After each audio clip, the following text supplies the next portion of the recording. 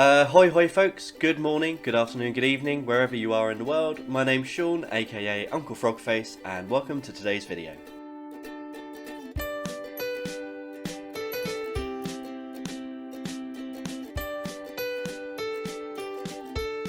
So today I'm going to take you through the process of creating different iterations of the same image. So for the last week I've been doing one picture every day. I found this random picture on Pinterest, so it's this guy here, and decided that each day I'd spend no more than an hour drawing or painting it in different styles and mediums. So this is day one, and I decided just to be really loose and do kind of digital ink. So ink is something I'm fairly comfortable with, whether it's digital or traditional. And for me personally, whether it's using a biro or a dip pen or a marker, it's a really good way of just exploring the forms within an image. So here, first thing I'm doing is just a blue pencil sketch, which is pretty standard for most people these days, I think. Blue's a really non-offensive colour to use underneath, and then I'm just going in once I've kind of got this sculptural shape and just really marking out. I'm not really worried about proportions or accuracy. This is more about just how one shape relates to another. So the beard was actually made up of several different shapes. You had the main bit on the chin, the moustache, the side bit of the moustache, the top part of the cheek, and then the kind of underbeard.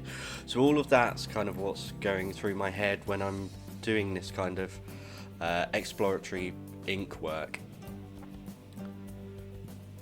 So yeah, this is not the most accurate picture in the world, but it was just a bit of fun. I think this was about 30 minutes, 35 minutes, just really doodling. Now I've turned the pencil sketch off underneath, and you might remember in one of my earlier videos, a really good tip for digital inking is, particularly in Procreate, if you hold down the eraser at the top, it will switch and use the same brush that you're using for your pen.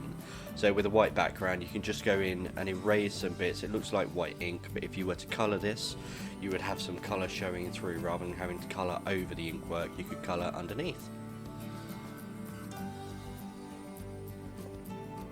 One of the problems I do find with ink work is that it's very line heavy. Unless you're using spot blacks, it's very intense on the lines, and that can really age someone if you're drawing a person.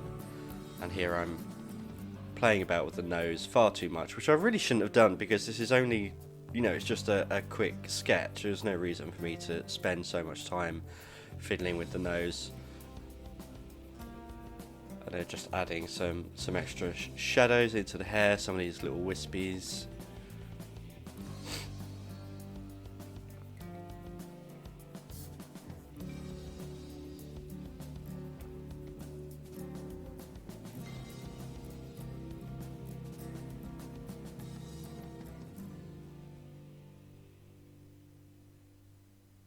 There we go, that's day one done. First image down. So day two, I'm sticking digital, but I wanted to do more of a pencil sketch, a kind of a pencil charcoal sketch. So this time I'm looking more at the image. I'm not measuring anything, I'm just doing it all by eye, really. And I'm treating this just as I would a pencil drawing, but taking a little bit more time. I mean, you'll see later with my traditional pencil drawings, with a sketch, I literally take anything from 2 to 10 minutes. I like to get it really quick and expressive, but this I'm taking a little bit more time and just looking at the image a little bit closer.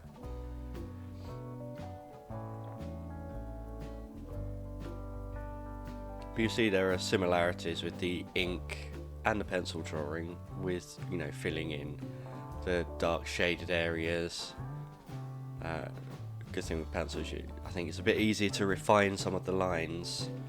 And of course, being digital, you see there I'm able to stretch and skew and move things around as I want them to, without having to erase and redraw them. Adding a little bit of tone And I should have from the start been using a toned background, so a grey background, but I do come in later and just change the colour of the background, which again, something much easier to do on a digital piece than a traditional piece. See, I'm really concentrating more on light and shadow here, so where the light falls on the forms of the face and the shadows that creates. Again, looking at it more in a kind of sculptural way. Going in with a few of the darker areas now, darkening some of the shadows.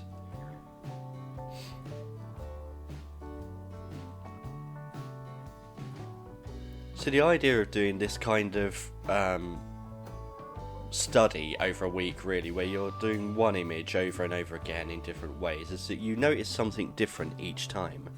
You can take something away from it and go, oh, actually that worked really well. Maybe this didn't work so well, so you can leave things out the next time and incorporate new things in the next piece.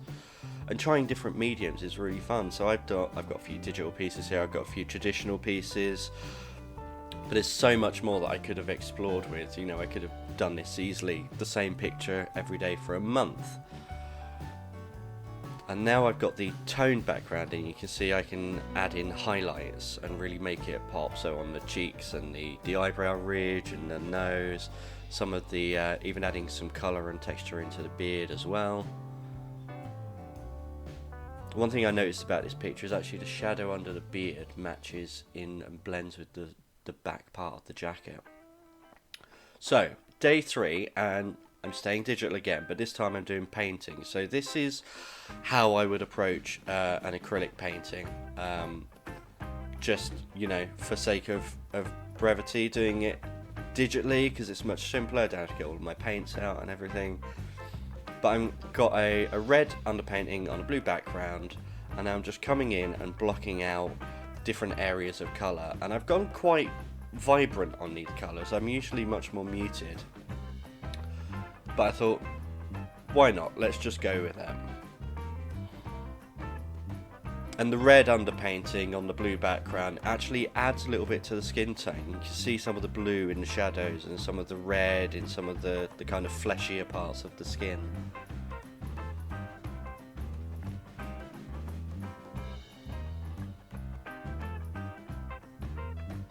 So this was using, I think, all Kyle's brushes from the Photoshop pack when I still had Photoshop.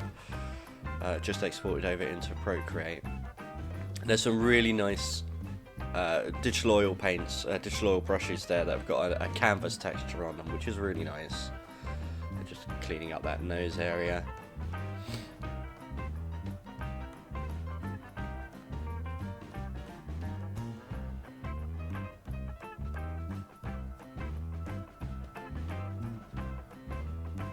I always find it interesting with eyes that there's very little white in an eye. It's always, or usually it's a variation on the skin tone, a little bit greyer, a little bit lighter, or darker if it's in shadow.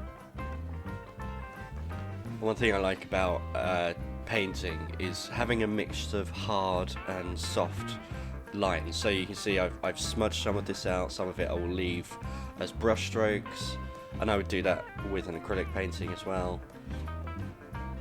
There we go, adding a bit of the texture for the shirt. And that's what I was saying about the area under the chin, kind of almost blending into the coat.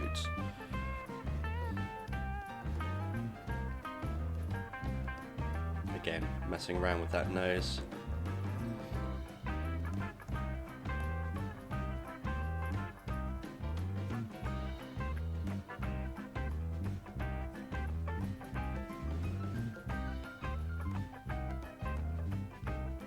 You can see some of the blue in the hair, and some of the red in the fleshy tones as well. That's what I mean about that underpainting.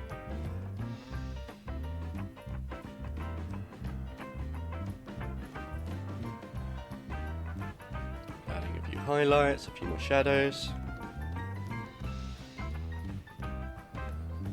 Now, I actually really like this painting, but one thing I noticed is afterwards was that it actually wasn't very accurate. I got so kind of caught up in the process of painting. I wasn't really looking at the reference that much.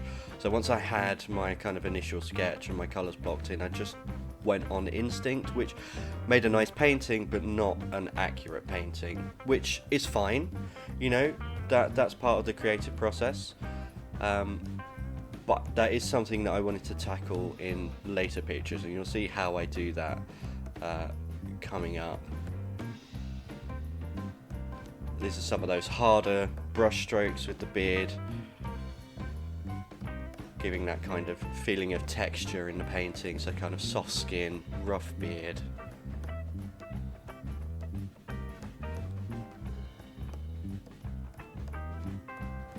Of course, doing a bit of clean-up around the edges, which is always a nice finishing touch.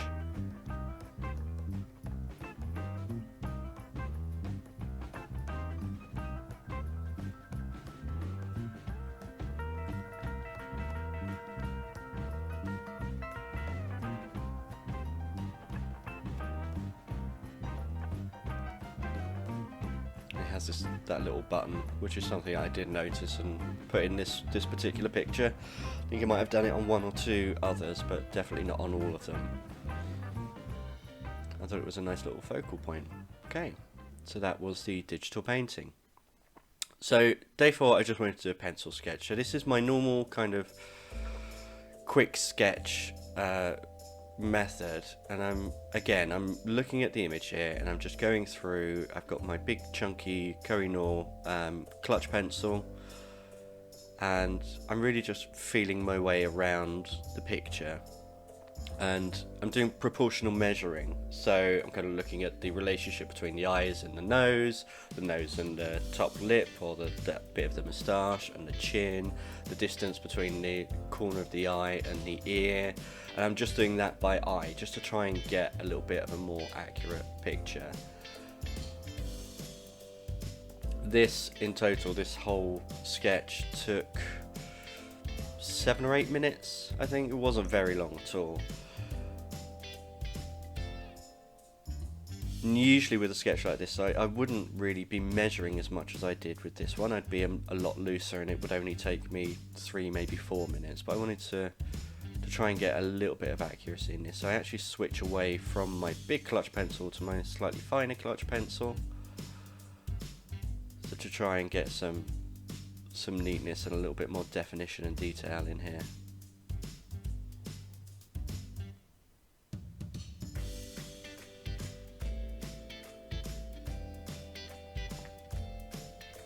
The ears are always fun. Having a look at the internal shape of an ear is weird and interesting, but it's a really fun exercise. And I like this way of kind of blocking out shapes and shadows, kind of doing a quick outline of it, then filling it in, and then within that you could make another outline and fit it in a little bit darker. I've gone back to my bigger one just to get a bit of coverage on this coat, because it's a large area.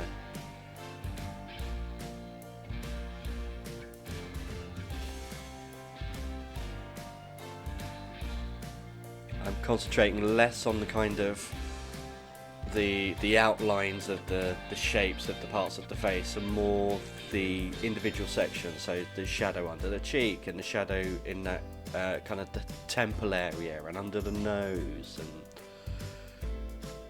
that's really how I'd like to build up a picture.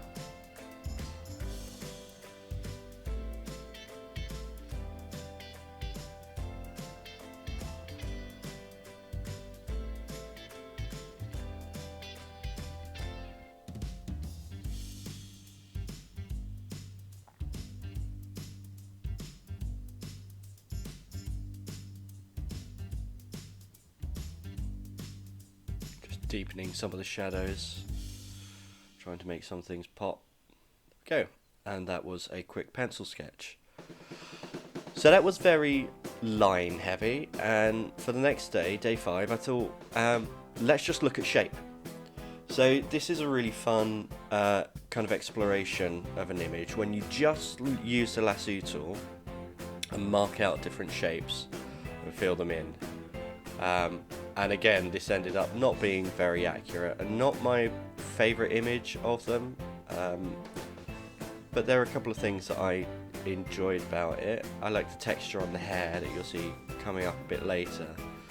I actually lost my screen recorded footage for this, so this is the Procreate time lapse of what happened, so it's going to be a very quick one. But you can see I'm not really worried about, you know, drawing lines or details. This is really just going in and looking at the different tones and the shape that the tones make up across the picture.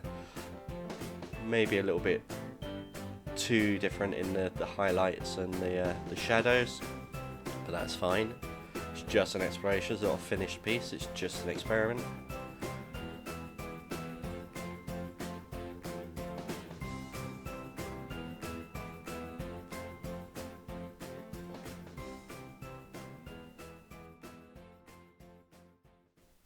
And day 6, I wanted to do a watercolour painting, but I wanted it to be a little bit more accurate, so I'm using a proportional measuring device.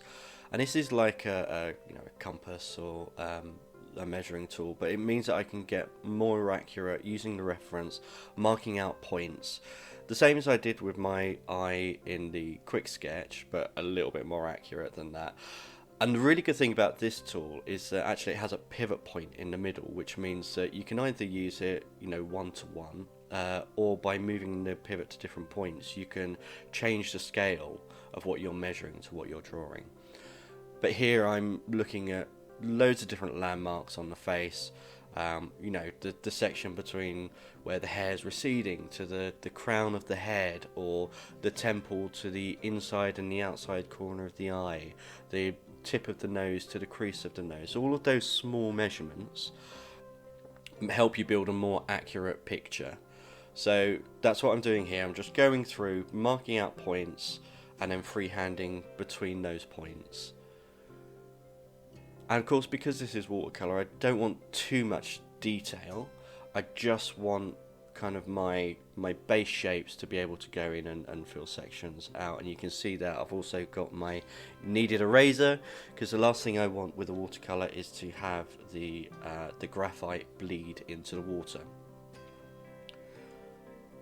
So here I'm just rolling that kneaded eraser across the whole image, and that's just lightening everything up, taking most of the graphite away.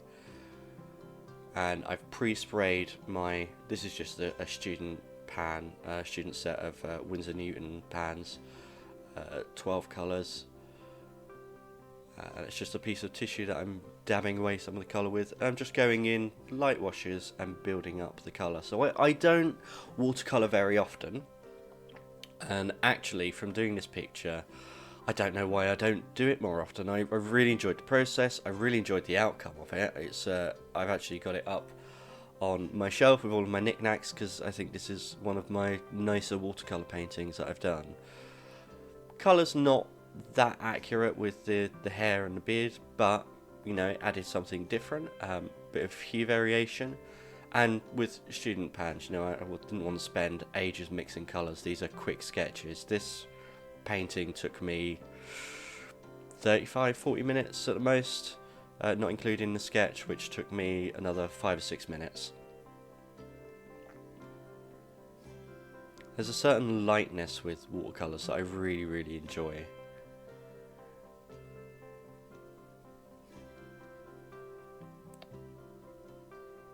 These brushes I really love these brushes. They've got a bit of snap to the bristles, which I really enjoy for watercolours.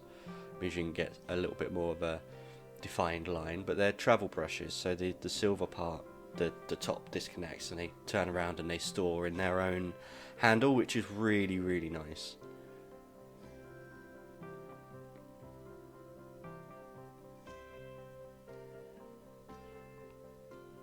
So I decided I wanted to add a bit of shadow, so I'm coming in with a really watered down blue and laying that over the top, just again for a bit of hue variation and a bit of an experiment. And actually with the skin tone it mixed really nicely and created this kind of grey tone, which I didn't expect, but I really liked. It worked well on the shirt as well, just adding that in and then washing it back. And this brush is so tiny, I'm able to come in and just do some really nice small details, add some of the kind of the redness to the face and the ear. And some of the deeper shadows under the chin again. And that is the watercolour painting. So, the last day, I knew I wanted to do something digital, but I wanted to start with an accurate traditional sketch. So, here I am doing the same as I did with the watercolours, slightly larger this time, just so I can get more details in, and I'm going to add a little bit more than I did with the watercolour sketch this time. And actually, as accurate as I was trying to be with this picture, I come in later and freehand over the top of it just to add some kind of looser details. The eye is actually just slightly out of position, but I'm taking this into digital afterwards, so I'm able to fix that, and that's not a problem. Although even if this was a traditional painting, you could still paint over it and fix it. Nothing you can't paint over with a painting.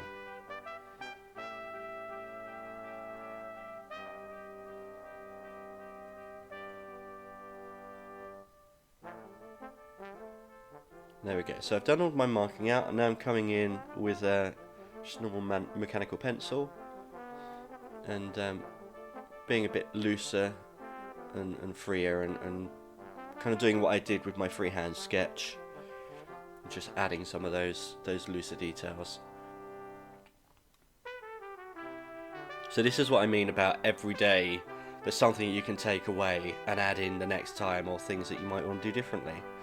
So now we need to get this on to the iPad. There we are. Like magic. Okay, so first thing I did was to put in a toned background. So that helps me see my highlights and shadows a little bit clearer. And now I'm coming in kind of like I did with the Lasso tool, but without using the Lasso tool, and I'm just marking in the large areas of tone and colour.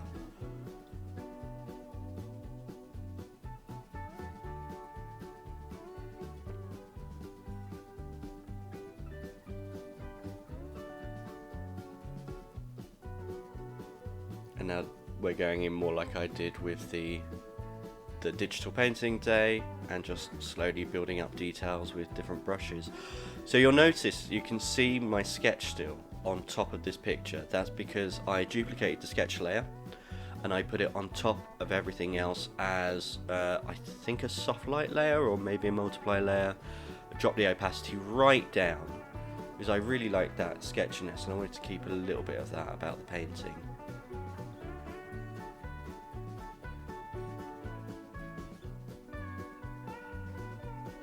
Some shadows. Now all of the other digital pieces that I've done have all been on a single layer, but here I thought, I'm doing digital, I might as well make use of the medium that I've got and use different layers. So I'm using different layers for highlights and shadows and different hues and all that kind of stuff. Adding some of the highlights in, playing around with layers a bit more. It was a little bit too subtle at this point, so there we go.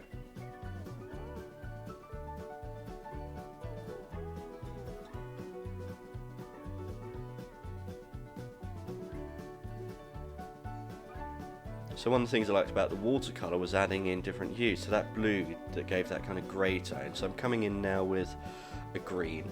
I think I come in with a bit of a blue as well.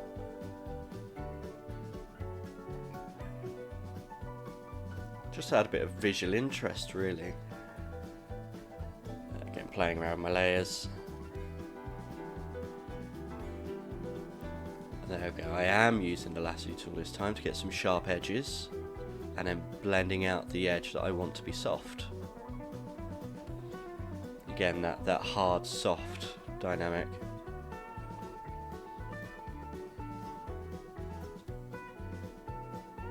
You can see now I'm fixing that eye, I'm just painting it down, so I'm not even using the digital tools to kind of select it and move it. I'm just repainting it. Sometimes it's quicker to repaint than it is to try and marquee something out and move it. And it's good practice for traditional painting as well. You know, you can't marquee a traditional painting and move things around.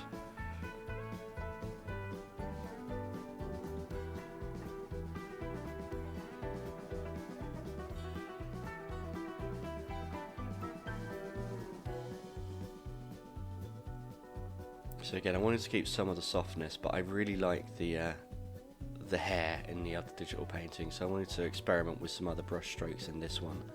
I think the whole effect gave a kind of look with the black coat and the red shirt. It kind of looks like, you know, Santa on holiday. Skinny Santa on holiday, maybe. Softening some of the edges. So I'm using the marquee tool now to come around and get a crisp edge on the outside. So one of the artists that I really enjoy studying is JC Leyendecker. Something that he does is to go out and afterwards and kind of cut in the background, and it really defines the figure. So that's what I wanted to do on this one. I'm just coming in with a few touch-ups. That little button that I liked. Trying an experiment, didn't like it. And then just a couple of more touch-ups, fixing that nose area and the distant eye.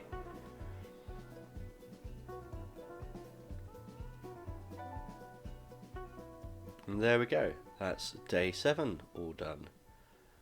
So we have an ink drawing, a digital pencil drawing, a digital painting, a pencil sketch, just using the Lasso tool, a watercolour, a refined sketch, and a digital piece.